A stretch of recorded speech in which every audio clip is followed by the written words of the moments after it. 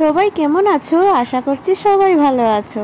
তো দেখো, আজকে আমার শরীরটা বেশি ভালো ছিল না, তাই আমি ডক্টর দেখানোর জন্য রেডি হয়ে বেরিয়ে পড়েছি, যাব টাউনে।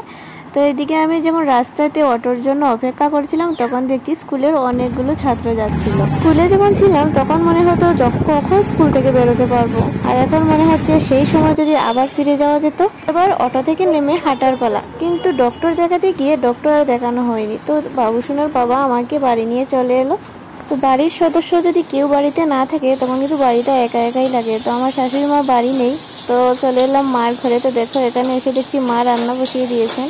তো মা বলছেন যে খেয়ে নে, খেয়ে তো যাসনি কিছু। মায়ের ভালোবাসা কিন্তু নিঃস্বার্থ থাকে, কোনো স্বার্থ থাকে না, তাই না? তারপর দেখো আর কি করব, খেয়ে দিয়ে চলে এলাম ঠাকুরের বারান্দায়।